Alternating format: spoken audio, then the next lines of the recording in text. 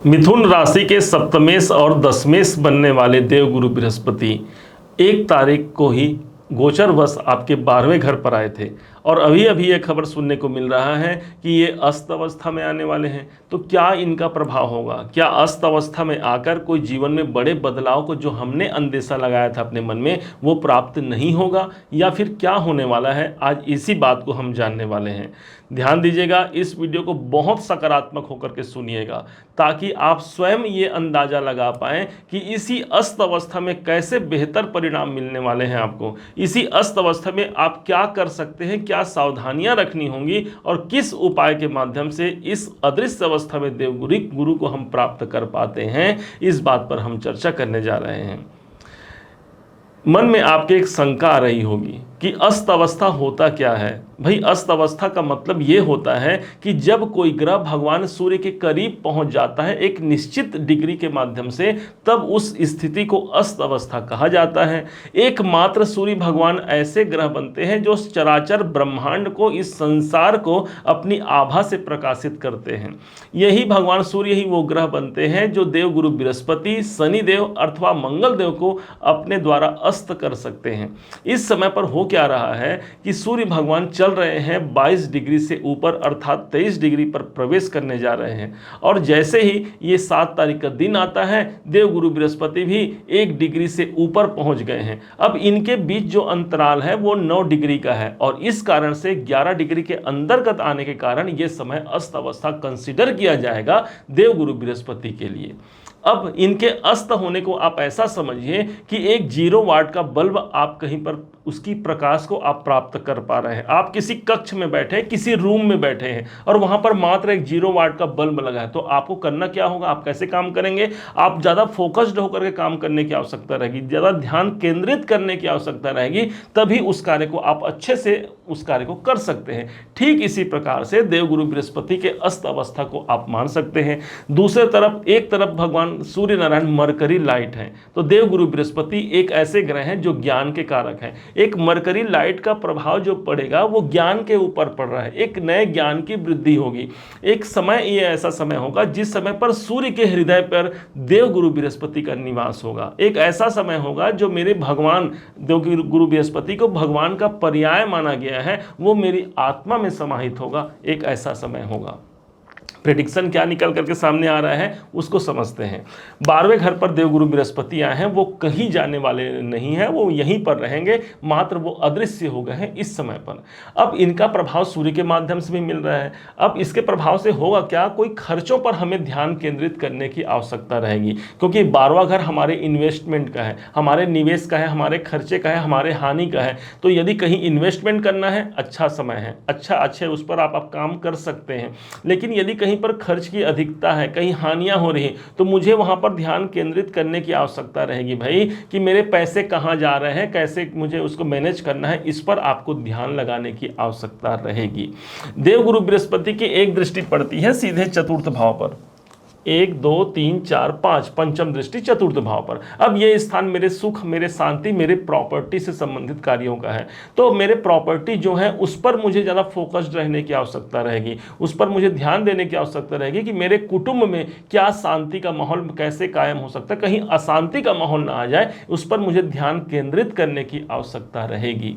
इसके अलावा देवगुरु बृहस्पति की 5 6 7 सातवीं दृष्टि पड़ रही है छठे भाव पर। नौकरी को लेकर के ध्यान केंद्रित करने की आवश्यकता रहेगी। कहीं से कोई नेगेटिव प्रभाव नहीं है, कहीं से कोई विरोधाभास नहीं है, बस मुझे अपना फोकस बढ़ा करके रखना है। यही समय होगा जो एक बेहतर परिणाम आपको निकाल करके दे सकता है। भाई, किसी भी काम में हम जब डीप वर्क करते हैं तभी उसमें सक्सेस पाते हैं, तो ये समय होगा मेरे डीप काम करने का, बहुत अंदर तक जाकर के मुझे काम करने की आवश्यकता रहेगी।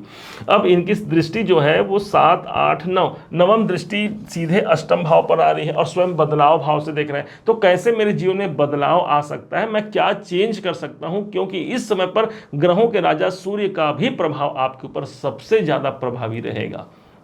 इसका मेन कारण ये हो जाएगा, एक तो सूर्य के आहोस में, सूर्य के हृदय में देवगुरु बृहस्पति समाहित है। दूसरी तरफ से देवगुरु बृहस्पति इस समय पर कृत्तिका नक्षत्र पर चल रहे हैं, जिसके स्वामी बनते हैं सूर्य। अर्थात सूर्य नक्षत्र के माध्यम से भी अभी गुरु देवता सूर्य का ही परिणाम दे रहे हैं। और सूर्य किस भाव के स्वामी हैं? तो 5 नंबर देखिए, 5 नंबर पराक्रम भाव पर है। तो इस समय आपके पराक्रम बहुत अच्छे रहेंगे, आपके अंदर वो कॉन्फिडेंस रहेगा, वो साहस रहेगा कि कैसे मैं अपने जीवन को बेहतर बना सकता हूं, कैसे अपने भाग्य की उन्नति करा सकता हूं। सूर्य की स्थिति आज की स्थिति पर कहां है? तो सूर्य बैठे हुए हैं ठीक आपके इनकम के भाव पर, लाभ के भाव पर। तो लाभ को हमें इस समय पर प्राप्ति की संभावना काफी प्रबल हो जाती है। बस हमें ध्यान रखना है कि मेरे खर्चों पर मुझे नियंत्रण रखते हुए कहां कहां अच्छे कार्यों पर खर्चे होते हैं कोई बात नहीं, लेकिन यदि कहीं पर फिजूल खर्चे होते हैं वहां पर मुझे रोक लगाने की आवश्यकता होगी, नियंत्रण करने की आवश्यकता होगी।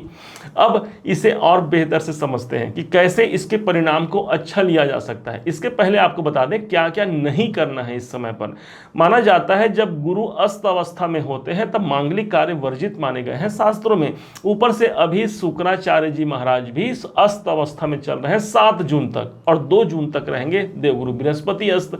और इसी कारण से आपको पंचांग में भी कोई मुहूर्त नजर नहीं आएगा, विवाह इत्यादि मांगलिक कार्य नहीं होंगे, गृह प्रवेश नहीं होंगे, कोई रजिस्ट्री भूमि क्रय करना भी नहीं होगा, गृह निर्माण करना भी इस समय पर जब प्रारंभ करेंगे तो वो भी इस समय पर वर्जित माना गया है। किसी व्यापार को नया आरंभ करना भी इस समय पर रुकावट से युक्त हो सकता है, इसलिए उस कार्य को नहीं करना है। और शायद इसी कारण से पंचांग में मुहूर्त भी नहीं है। अब इसी को ही कहा जाता है तारा उदय होना, तारा अस्त होना। सुनते हैं आप लोग, सुनते होंगे तारा डूब गया। इसका मतलब यही है देवगुरु बृहस्पति और शुक्राचार्य जी अस्त अवस्था में कोई जो हमारे 16 संस्कार शास्त्रों में बताए गए हैं वो संस्कार नहीं होने चाहिए। अब क्या उपाय करके इस अस्त अवस्था में हम बहुत बेहतरी को प्राप्त कर सकते हैं? ध्यान रखिएगा, ये एक ऐसा समय है, देवगुरु बृहस्पति 12वें घर पर हैं। 12वां घर हमारे परिवर्तन का बदलाव का। इस समय पर मंदिरों से नाता जोड़िए, तीर्थ स्थानों से नाता जोड़िए, कोई धार्मिक स्थल पर आपको जाने की जिज्ञासा है उस स्थान पर होकर के आइए। निश्चय मानिए धर्म के स्थानों पर हमारा भाग्य जागृत होता है, और यही वो समय है जो हमें हमारे भाग्य की जागृति का समय है, यही वो समय हो सकता है।